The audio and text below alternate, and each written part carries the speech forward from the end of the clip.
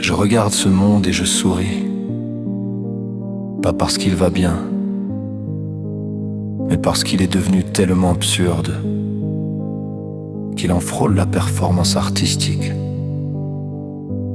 On décapite des statues, des blocs de pierre, des objets qui ne parlent pas, ne pensent pas, ne dominent personne.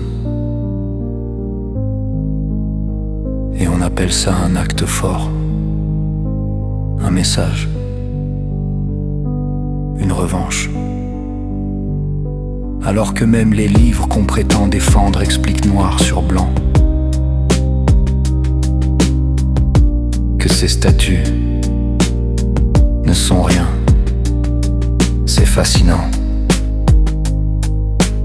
Construire des idoles pour ensuite leur couper la tête, créer un symbole pour pouvoir le haïr, s'acharner sur du vide parce que le vide intérieur fait trop de bruit. La haine aujourd'hui n'a plus besoin de raison. Elle a juste besoin d'occupation. Un objet, une image, un prétexte. Parce que regarder sa propre vie en face, ça demande du courage, et casser une statue, c'est beaucoup plus simple que réparer ce qu'on est devenu. Ce qui me frappe, ce n'est pas la provocation, c'est l'énergie dépensée pour rien.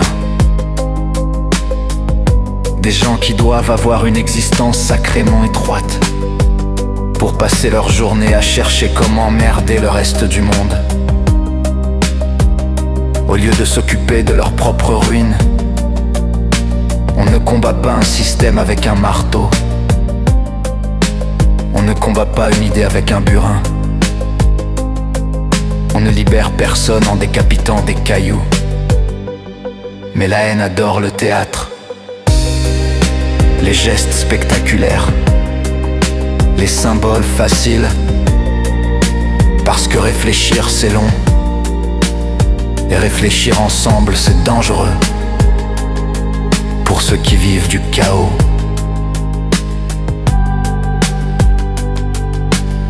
Alors on entretient la tension,